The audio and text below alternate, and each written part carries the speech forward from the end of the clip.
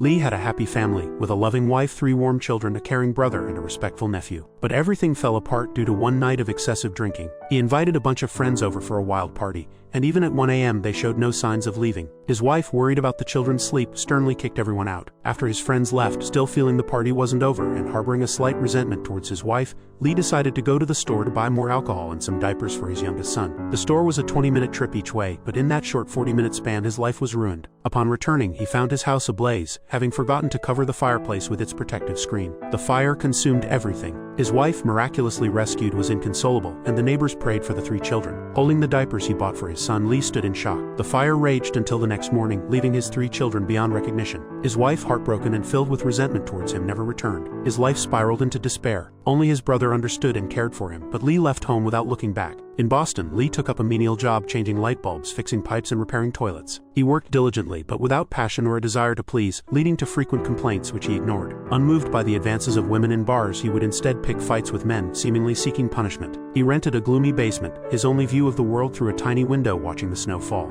He had escaped the death penalty but now imprisoned himself in a living hell. When his brother and nephew visited, remarking on the lack of furniture and how it didn't feel like a home, Lee drove them away. Yet his brother bought him some furniture. Years later, fate played another cruel trick. While shoveling snow, a call brought the devastating news of his brother's death. Hurrying back to Manchester, what should have been a short drive felt like an eternity. He missed his final goodbye to his brother. Kissing his brother's cheek seemed like an apology for being late. But Lee wasn't the only one grieving. Seeing Lee, his nephew Patrick lost control, lashing out at teammates and being rude to his coach. Yet everyone showed understanding, knowing his father's fate was tied to Lee's arrival. Facing the reality of his father's death, Patrick couldn't bear the sight in the morgue and turned away. At 16, when he most needed a father, his friends tried to comfort him. Pretending to be indifferent but clearly struggling, his girlfriend stayed by his side. Lee and Patrick shared a moment of embrace, mourning the loss of someone vital to both of them. Lee takes Patrick to see a lawyer to settle his brother's will, shocked to discover his brother appointed him as Patrick's guardian. It seemed his brother forgot the tragedy years ago, when a fire took his 3 children and drove his wife away. Now, with his brother gone too early, leaving Patrick in his care, Lee felt he lacked the courage to be a guardian. Lee leaves the lawyer's office without a direct response, inheriting everything from his brother. He plans to sell the fishing boat and move back to Boston with Patrick, but the boat holds all of Patrick's childhood memories and he strongly objects. At the dock, George, his brother's best friend, informs Lee that the boat's engine is broken, requiring significant money to fix. Lee still resists the idea of guardianship, asking George if he would take on the role,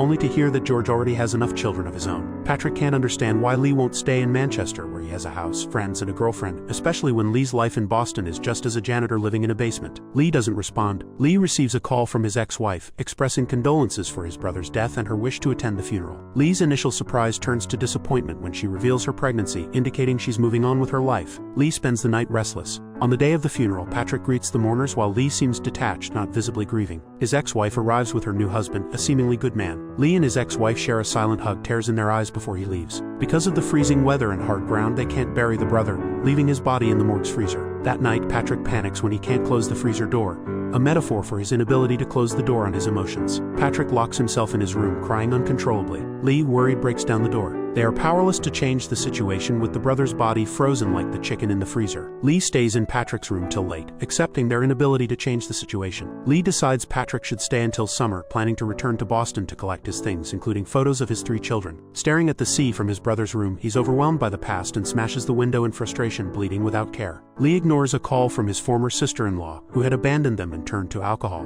especially after learning of the brother's terminal illness. Yet, understanding a child's need for their mother, Lee arranges for Patrick to see her, surprised to find her sober and transformed. The dinner with Patrick's mother is tense, with her new husband not as welcoming. Patrick feels uneasy with his mother's forced politeness, losing any illusion of maternal warmth, frustrated by Lee's insistence on her improvement. Later, Patrick learns to sail with George and considers buying an engine with a loan. Lee, unwilling to fix the boat or incur debt, strains their relationship. But when Lee suggests selling his father's gun to buy the engine, Patrick smiles for the first time in a while, reviving the boat and a glimmer of their bond. Patrick excitedly takes his girlfriend out on the boat. It momentarily goes out of control, causing Lee to tense up, but Patrick quickly regains control. Watching the young couple, Lee allows himself a rare smile, finding beauty in life once more. Lee gives them some privacy and goes for a walk, unexpectedly bumping into his ex-wife. She has had her baby, and while Lee congratulates her outwardly, he's a turmoil of emotions inside and wants to leave quickly. However, his ex-wife is eager to talk. It's time for closure. The once loving couple had parted ways after the tragic fire that claimed their 3 children. Now reunited, the ex-wife, now a mother again, is filled with guilt towards Lee. She has started a new life and hopes Lee won't continue to live in despair. Lee tries to downplay his struggles, but only he knows the true difficulty of moving on. Lee seeks solace in alcohol at a bar, and after a minor bump he throws a punch, initiating a brawl he seems to want. George intervenes, taking Lee home. George's wife tends to Lee's wounds and overwhelmingly breaks down in tears. Patrick brings Lee home, puzzled by his uncle's impulsive behavior. It's not until Patrick sees the 3 picture frames that he realizes his uncle has never moved past his grief. They share a quiet evening and fall asleep on the couch, where Lee dreams of his children. Lee awakens to a smoke-filled room and hurriedly tosses a burning pan into the sink,